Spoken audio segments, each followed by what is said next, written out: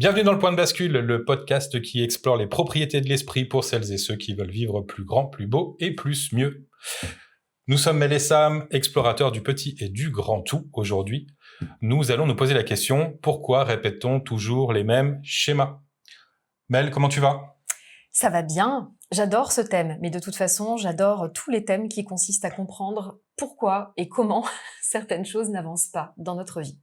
On va passer un petit moment autour de ces schémas pour comprendre évidemment ce que c'est, comment ils se fabriquent et surtout comment ils se déprogramment. C'est ça qui va nous intéresser tout au long de cet épisode.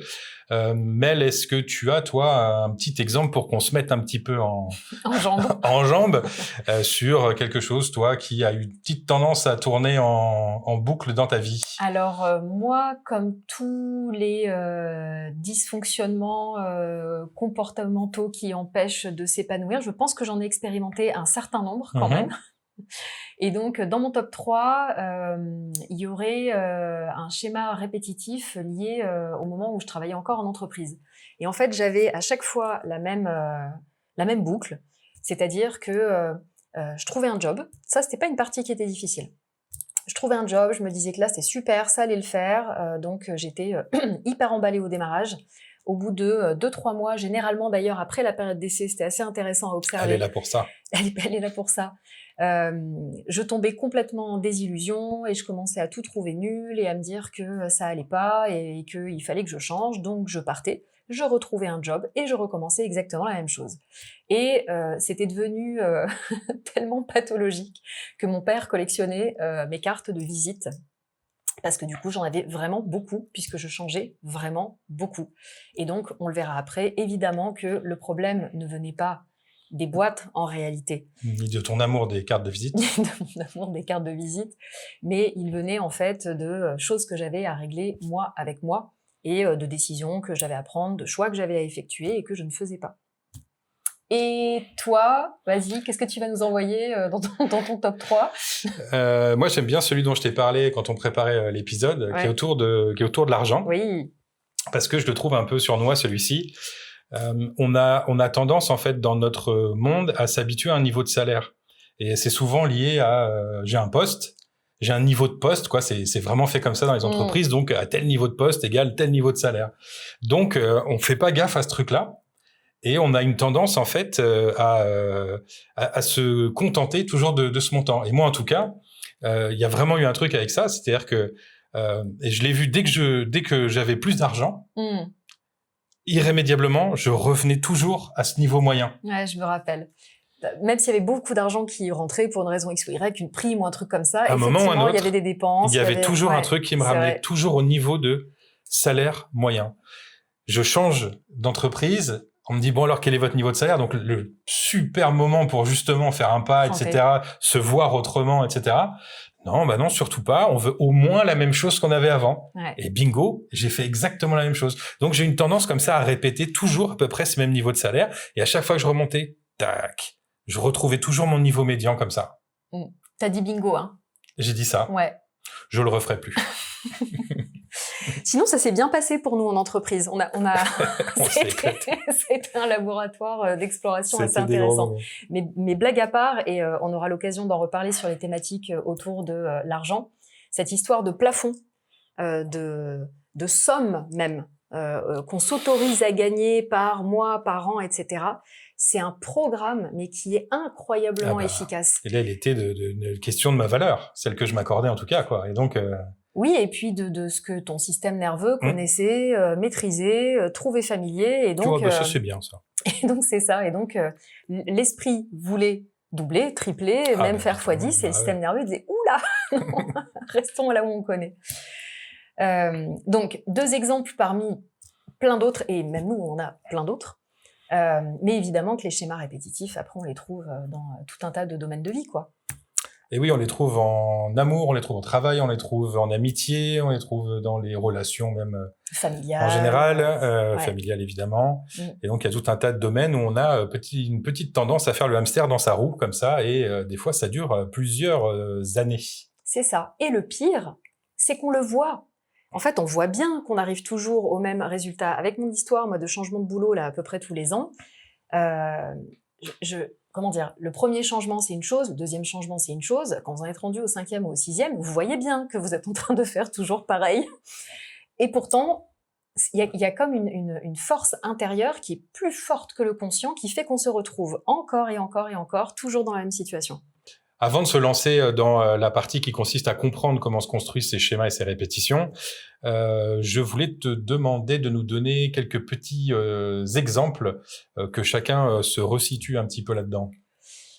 Comme tu l'évoquais tout à l'heure, de toute façon, nous, on a parlé d'exemples autour de l'argent ou des schémas professionnels, mais on comprend facilement que les schémas répétitifs viennent se nicher dans tous les domaines de notre vie. En amour, ça peut donner quelqu'un qui va tomber sur des partenaires qui sont par exemple jamais disponibles. Ça peut être quelqu'un qui aimerait beaucoup être vu et reconnu, mais dès que l'opportunité va lui être donnée, elle va disparaître. Ça peut être quelqu'un qui va se saboter juste au moment où les choses commencent à marcher. C'est un profil qu'on voit beaucoup chez les entrepreneurs, par exemple. Ça peut être... En fait, ça peut être partout, puisqu'on va voir que les mécanismes qui sous-tendent les schémas répétitifs, de toute façon, prennent racine loin en nous. Donc, une fois qu'on a cette mécanique-là qui fonctionne, enfin qui dysfonctionne, enfin, qui essaye de nous protéger en tout cas, c'est pas rare que ça vienne ricocher sur un domaine, sur un autre, etc. Donc on se retrouve en plus avec, bonus, plusieurs schémas répétitifs dans plusieurs sphères de sa vie. On s'éclate. Alors, on répète pas ces schémas parce qu'on est idiot ou maso.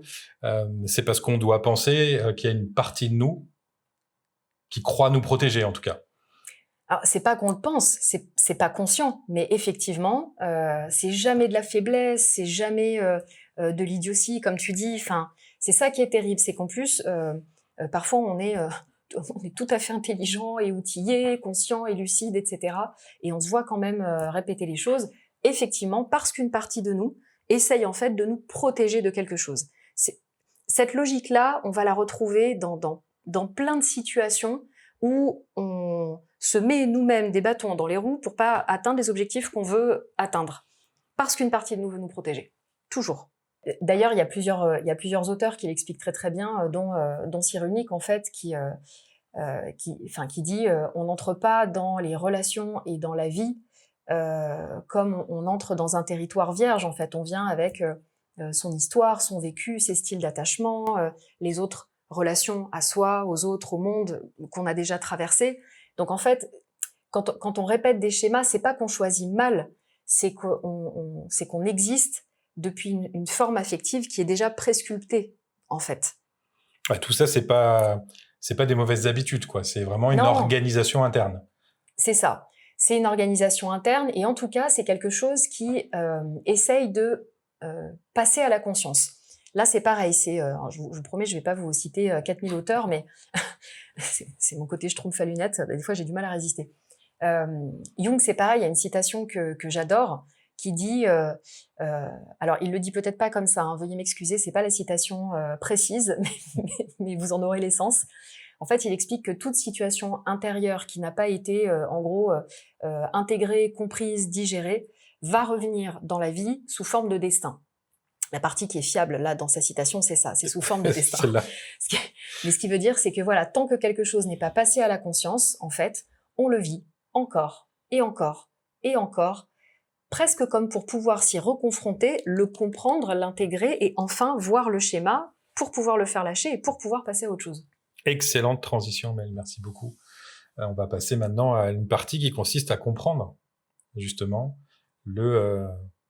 la mécanique des patterns, justement, qui se cachent derrière tout ça.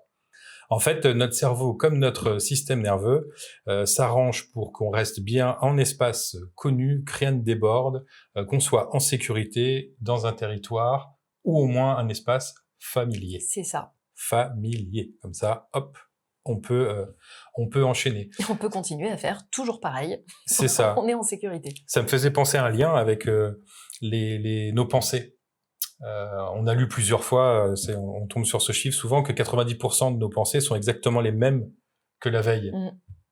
Et ça permet de comprendre vraiment le mécanisme de de roues de hamster et d'ensemble de mécanismes qui sont faits pour qu'on sorte jamais du connu. Du connu.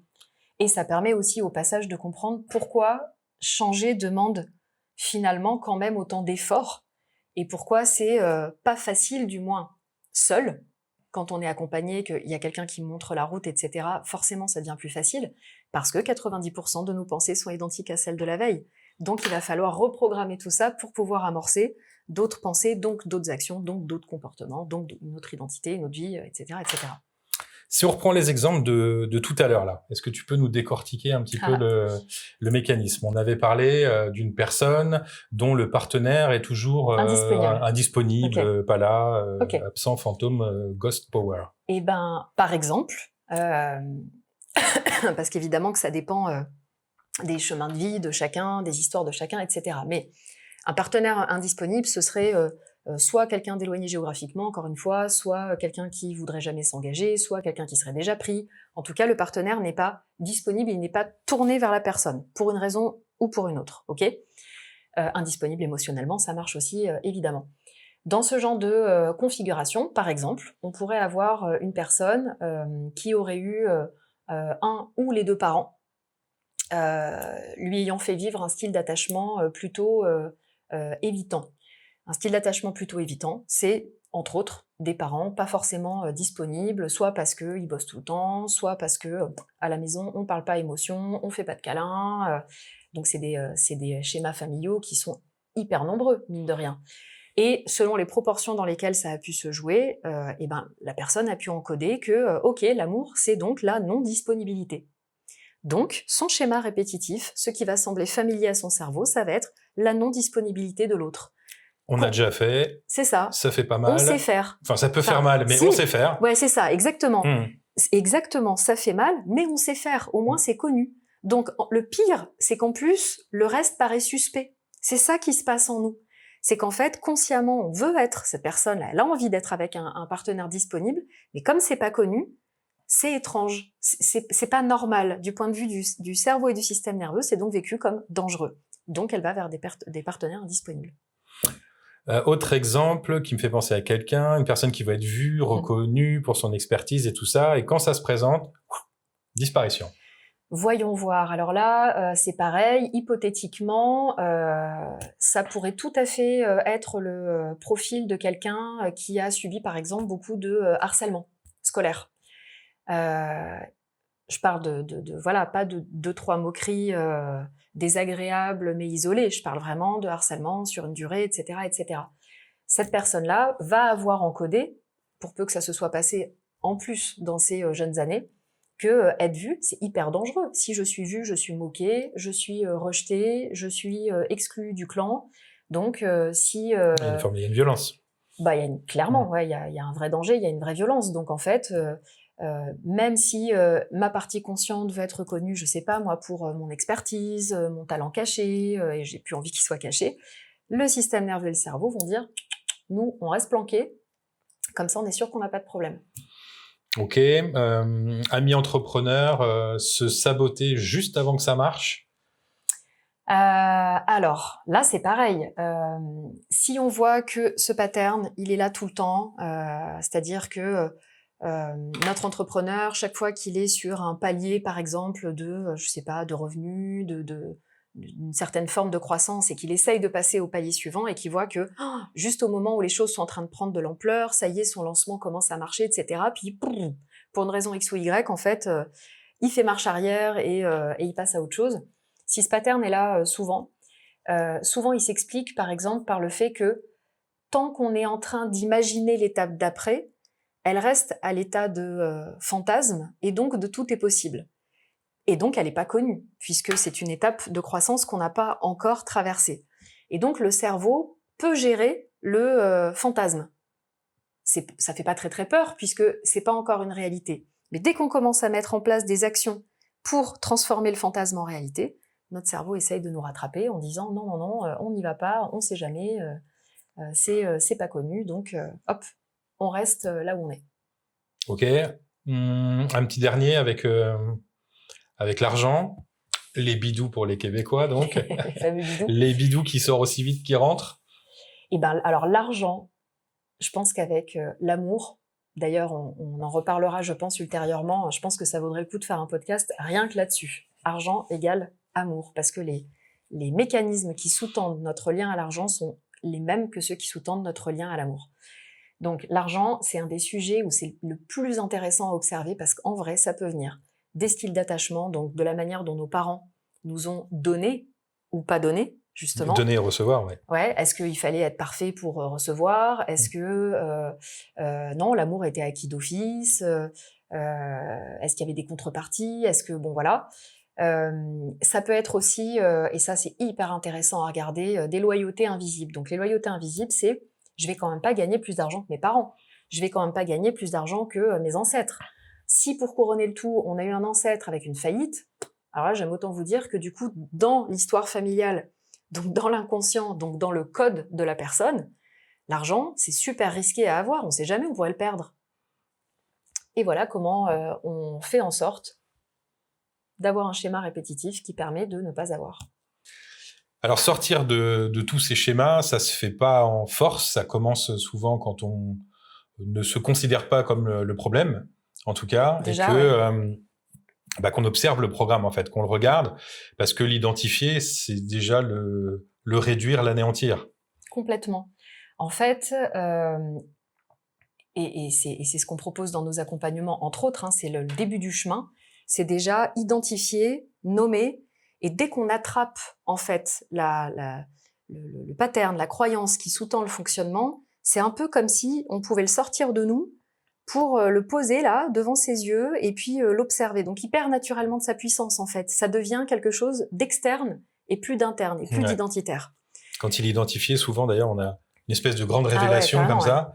Et puis, ce qui est rigolo, c'est que quand il est vraiment traité, et que 2 semaines après, quelqu'un nous dit « tu te souviens ?» On s'en souvient plus. Et ça, c'est une super bonne nouvelle. Ça veut dire le truc est dégagé. Ouais, c'est un super marqueur. Mais il y a cette phase, effectivement, qui est importante. Ouais. C'est un vrai point de bascule.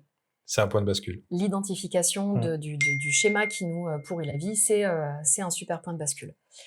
Et après ça, il faut passer par un travail de régulation du système nerveux. Régulation du système nerveux, c'est pareil, on y reviendra, c'est pas uniquement apprendre à respirer, puis à faire quelques manips en fait qui agissent directement sur le nerf vague, etc. Réguler son système nerveux, c'est aussi aller au point d'origine de ce qui a amené notre système nerveux à considérer que certaines choses pas du tout dangereuses sont dangereuses pour nous, en fait. Cette phrase n'est pas claire du tout. C'est pas l'inverse. Je recommence. Ce que je veux dire pour le système nerveux, c'est que il faut comprendre pourquoi notre système nerveux réagit comme si on était une bête traquée, alors que voilà, il s'agit, j'en sais rien moi, d'être filmé, de parler devant des gens, d'avoir un partenaire disponible, de gagner 3 fois plus que ce qu'on gagnait. C'est ça que je voulais dire, c'était pas clair, pardon. Mais on a besoin de travailler sur ce niveau de régulation. Comment j'apprends à être calme dans le recevoir plus? Comment j'apprends à être serein dans le fait d'avoir un partenaire disponible, même si c'est ce que j'ai pas connu dans ma vie, etc. C'est ça que je veux dire par régulation du système nerveux. Il y a un troisième levier qui est celui de l'expérience nouvelle. Notre cerveau, qui adore les preuves, aime bien qu'on lui imprime de nouvelles visions, expériences, de nouvelles voies, pour du coup créer des petits sillons neuronaux nouveaux, positifs. Et qui nous rendent service, quoi. En fait, c'est là où, bien souvent, pour beaucoup, le chemin s'arrête, et s'arrête de manière précoce. On en a parlé juste avant. La compréhension, ça crée souvent un vrai point de bascule, un vrai soulagement. C'est indéniable. Et parfois, ça peut suffire. Mais quand il est question de casser des gros patterns qui nous font chier depuis des décennies, bien souvent, en fait, il va quand même falloir accompagner la compréhension d'un travail sur le corps et le système nerveux, on l'a vu juste avant, mais aussi d'une vraie mise en action. Et donc, là, c'est hyper intéressant d'introduire des micro-expériences, en fait. Souvent, les personnes qu'on accompagne, je suis quelqu'un de très gentil et de très fréquentable, rassurez-vous, mais souvent, je leur dis, c'est pas grave, t'as peur, mais tu fais quand même. C'est pas grave, tu pleures, mais tu fais quand même. En fait, à un moment, il faut arriver à se dire, il faut arriver à traverser. Complètement. Voilà, il faut arriver à se dire, ok, qu'est-ce qui se passe si... Et vraiment, il y a que comme ça. Il y a vraiment que comme ça qu'on avance. C'est ça. Sinon, on baigne dans sa compréhension. Je sais qu'on en parle souvent et beaucoup, mais sinon, ça consiste à baigner dans son jus à soi. Et tant qu'en fait, on démontre pas quelque chose de nouveau à son cerveau, c'est pas notre pote, en fait. Donc, il faut un peu le fighter. Et à partir de ce moment-là, on se crée notre réalité, en fait, tout simplement. Et on en parlera dans le prochain épisode qui traite du vrai visage de l'autosabotage, mais la compréhension infinie est une technique d'autosabotage. Moi, c'en est une que j'ai très très bien connue aussi, où on cherche à comprendre, et en fait, on reste enfermé dans le sas de compréhension sans rentrer dans l'expérience. Par contre, il faut y aller progressivement pour pas faire peur au système nerveux, pour que le cerveau qui a besoin de preuves prenne la preuve, mais fasse pas une levée de bouclier. C'est pour ça qu'on parle de micro-expérience. On connaît ces notions-là sous la théorie des petits pas. De faire en fait peut-être 1%, peut-être 2%, mais faire petit à petit, petit à petit, petit à petit. Ouais, et il y a plein d'outils pour faire ça qui sont très puissants. Bon, en conclusion, ce qu'on peut dire, c'est qu'on n'est pas condamné en fait à répéter. Heureusement. C'est ça la bonne nouvelle. Donc toutes les personnes qui vous disent c'est pas maintenant que je vais changer, etc. Bullshit. C'est faux. Il y a toujours moyen de le faire. Donc on voit bien qu'il faut passer par déjà identifier, avoir vraiment le programme sous les yeux. Et puis avoir le courage, la discipline. Il y a une forme de discipline dans le hackage du cerveau. Je sais, les fameux 21 jours pour créer un nouveau sillon neuronal. Je sais pas si ça a été démontré vraiment l'histoire des 21 jours, mais en tout cas, ça veut dire qu'il y a une forme de répétition. Il faut une forme de volonté, de discipline pour y arriver. Mais en tout cas, le schéma après doit sauter et laisser la place justement des nouveaux... pas patterns, j'allais dire, au contraire, mais des nouvelles possibilités en tout cas. En fait, le point de bascule, puisque c'est ça qu'on cherche et puis c'est ça qu'on accompagne, le point de bascule, il se produit vraiment quand on cesse d'exister au travers de son passé, puisque celui-ci ne pourra jamais disparaître, mais que celui-ci, par contre, ne nous pilote plus au temps présent. C'est ça, en fait, qu'on va provoquer, en identifiant, en régulant et en allant chercher les micro-expériences nouvelles qui vont permettre de montrer au cerveau qu'il y a un autre chemin. Merci Mel. Merci Sam. C'est tout pour aujourd'hui les amis. Merci d'avoir été avec nous. On se retrouve dans un prochain épisode. Et d'ici là, osez rêver grand.